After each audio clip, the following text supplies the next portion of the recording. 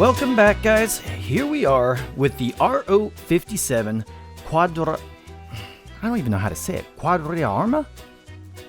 Am I saying that right? Anyways, don't judge me on my pronunciation. I hope you all are having a great holiday season. Here it is on the eve of Christmas. Hope everyone's staying safe with Rona. Please don't underestimate it, because people are dying from this still. Anyways, let's move on to the aircraft. By the stat card, this thing is considered an interceptor/strike fighter. Well, we'll take a look a little bit closer at those capabilities in a minute and where I think that they actually kind of fall short. But if you're looking at this right now, it says top left corner, 20mm Hispano 404 cannons.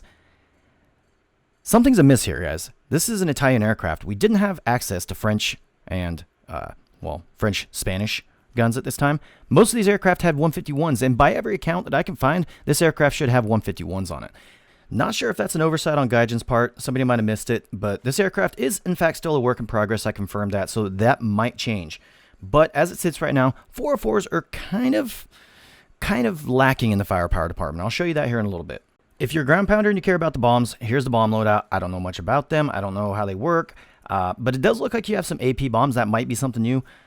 Can't really go into detail on that because I am not a ground person. That might be good for you. Anyways, here you go. Check it out. Anyways, without delay, let's go into some gameplay. Right off the bat, the only thing I could really say that this aircraft is pretty good at is turning. And when I say pretty good, I'm kind of stretching a little bit. It's got a pretty mediocre turn. It's respectable, though. It works. And that's about it. It does not have a good top speed. It has an okay climb rate that is combined with an interceptor spawn. Now, this is kind of nice and handy because you can be up and do the job of an interceptor. Well, we'll go to that in a minute. You can get up to bomber altitude pretty quickly. But the guns, we have the HS-404 Hispanos, whatever you want to call them. They are the first generation Hispanos, and they are kind of lacking. And you don't have a lot of them. You do not have a lot of them. So here we are. We're going into this fight. I had a little bit of an energy advantage over these guys. Kind of got a little bit risky on this maneuver, but it worked out.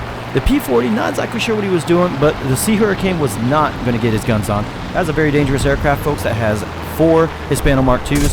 But the P-40E, he stalled out in front of us. I ran out of cannon ammo, and I'm forced to shoot him with the Beretta Safat 12.7s. They're 50 cals, and they're really slow. Honestly, not the greatest guns to have in a fight.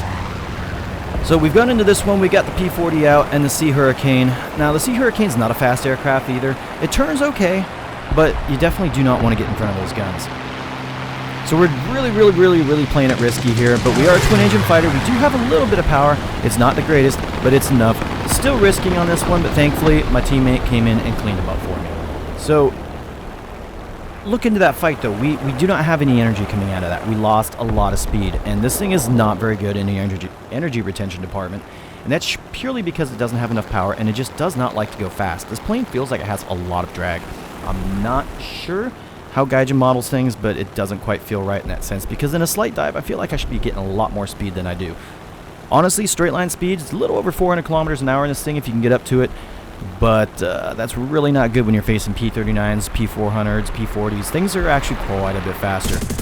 P-38 into the head-on, drop into a little bit of a dive, try and force him into a turn, see if he could pull. He wouldn't pull with me, and that's fine. I honestly really don't want to get tangled with him on this plane. That plane will fly circles around this. In fact, pretty much every American aircraft, with the exception of maybe the P-400 and the P-40, is going to fly circles around this thing. The Spitfires are going to fly circles around this thing. It's just not good enough. But it is respectable. You can outfly them as a pilot if you are better. That being said, we're down to these Beretta Safat 50 cals that honestly just kind of stink. So here we are in a situation now. We've got that guy on fire, got another Spitfire coming after me. As you see, I'm trying to maintain my speed, but by maintaining my speed, I'm giving up my altitude.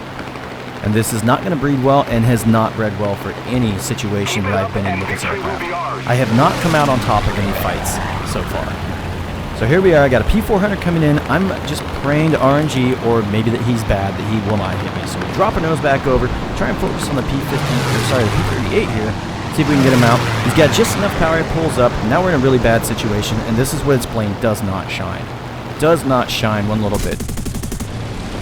Missed my first shot, line up a couple. Well, it doesn't really matter because these guns just do not have enough firepower. They require a lot of time on target, and it's just not going to work for me. So here we are. This is pretty much how every fight ends. I kind of get a little too busy, a little too many people on me. You know, any other aircraft, I might be able to pull this off. This thing, like I said, still turns well. It's just too slow, does not have the energy retention. She likes to fly slow, and that is unfortunately not good when you're facing American aircraft that like to fly fast. So here we are, pretty much at a point, and I'm at a stalemate. I'm not going to be able to kill these guys. I can kind of dance around them a little bit, but it's just not going to last very long. Miss that shot, try and dive under the Spitfire, but eventually this Spitfire is going to be the biggest problem. I see the P-38 in the distance turning back in. I really should have stuck with the Spitfire here, but it wasn't enough. Either way, I was screwed. No matter what I did, I don't think I was going to come out on top of this. P-400 comes in, I'm not going to be able to dodge all of his shots, pilot knockout. This is the unfortunate end to pretty much every fight I have. You can't really rely on your teammates too much. Thankfully, the other guy that was in here, he carried it for me. We won that match, but it was not good for me. So, if it's not going to be good as a fighter, let's see if it's good as an interceptor. Well, remember they said interceptor / strike fighter, right? Got a full load of 20 mils, putting into the wing. This is normally how you want to take down a bomber, is shooting into their wing. Well, broadside on a wing would normally take that off with 20 mils, and it just seems to fail. So I said, alright, let's try it again. Here we are, same match, just a little bit later, going up against a PBM. Not the greatest setup, but enough time on target, which should have really done more than that, but nope. We're going to fail in that aspect too. So no matter what you do, the guns kind of fall short. Now, I will say, even though it's a limited amount, the 20 mils do somewhat work pretty good against fighters. But bombers, there's just no hope in hell, so it's not going to fit the interceptor role. But there is hope, though. If Gaijin does replace these with MG-151s, MG-151s are actually pretty good guns. They will do the job very well. So in conclusion, if, like I said, if they get the guns, I might come back and re-review this aircraft because 151s will make up for the lack of performance when it comes to this aircraft.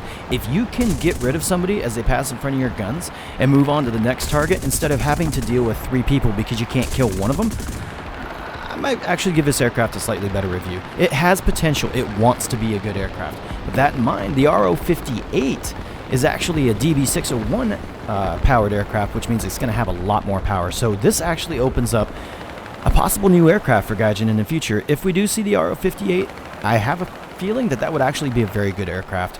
As it sits, though, this one's just a little lacking. So, anyways, I'm not going to dig on it too much. You guys are going to be grinding for this aircraft because I guarantee y'all are going to be grinding for the MiG-21. You're going to get this one if you're going for the MiG-21.